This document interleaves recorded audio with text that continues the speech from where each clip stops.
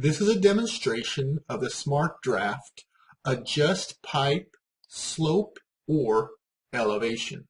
It is part of the SmartDraft suite of productivity tools. It can be found on the SmartDraft tab, Profile Panel, this icon, and it can be started by selecting this command or typing the alias PNAZ.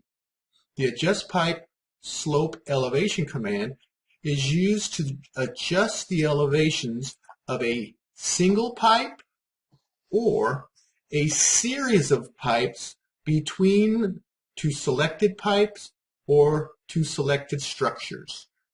The structures or pipes can be selected in Profile View. There is a SmartDraft command to quickly zoom to the correlating plan view part, or by picking objects in the plan view. We have a sewer network, which is this cyan line with these white structures. So pipe, null structure, pipe, null structure. And we have this magenta storm drain with structure, the pipe, structure, inlet, crossing pipe. You'll actually see in the profile view the crossing pipe label of SmartDraft is demonstrated in another video. So returning to the profile view, let's start the command and look at the options. First of all, when entering elevations, what part of the pipe or what location on the pipe do you want those elevations to represent? The crown, the center, or the invert? When using your design, do you want to enter in slopes or type in or select elevations? There is an option that when it comes to a manhole, when it's using the slope that you indicate, will there be an adjustment between the two pipes, or will they have the same elevation as they come across? You can enter a drop value. Civil 3D requires a null structure between any pipes that are connected. Say you're changing from a tangent piece to a curve back to a tangent. In between all those, even though there may not be a physical structure out in the field, Civil 3D requires that we put in a null structure. So the command gives you an option to ignore those null structures when adding a drop value so that the pipe just continues at the constant slope or grade. When you're entering in your slope, you can actually have it prompt you for a new slope at every structure. So you don't have to have a constant slope along the whole network. You can change it at each structure. So we'll turn that to yes for this example. And then how will the elevations and slopes be represented at the display? So let's look at the first prompt. It says select first pipe network part or enter for end or O for options. If you were to select just a single pipe, and when it's prompted for a second pipe, you just hit enter, you will go into the mode of being able to edit just that singular pipe. So the first thing it's going to indicate is enter the first invert elevation. It will show you what it currently is, or you can pick a pipe to get an elevation, or you can pick a plan view point and get an elevation. Let's just hit enter. Because we entered slope as the default method of adjusting, we could change just that one slope, or change it to elevation, or pick a point and just read that point. So let's just put 2 in.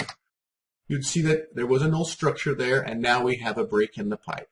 Now let's re-enter the command to fix this bust in the pipe at this null structure. So we'll select the command again.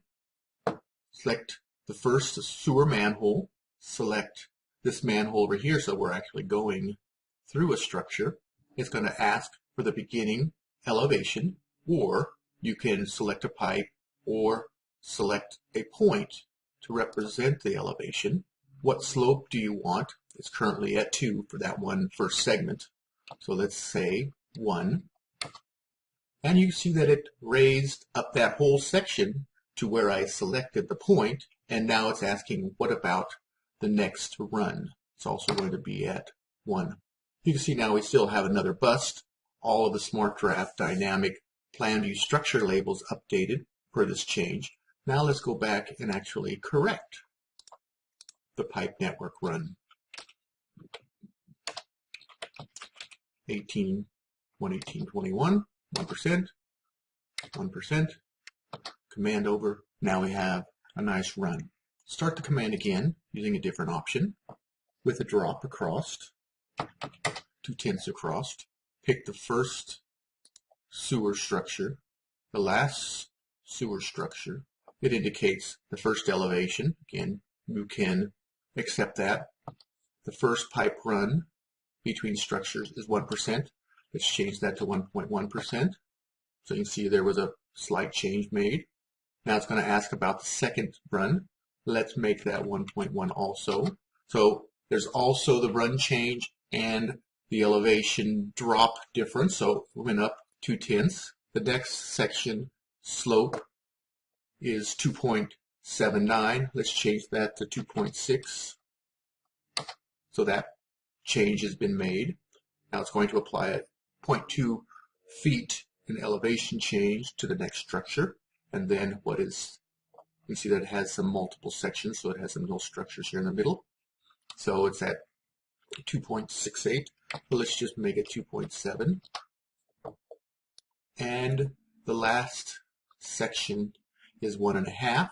Let's make that 1.4 so that you can see a change. And we enter. And all of the values, you can see a 2/10 drop across that structure, 2/10 drop across that structure. Likewise, a 2/10 drop across this structure, and then the final structure. If we were to change this structure's depth, the crossing pipe that comes out of this structure across the street, it should modify this pipe as well. So let's do that in plan view. Pick, adjust the pipe, select the first one, select the second one. Shows you the invert elevation at that first pipe. So we have the out right here.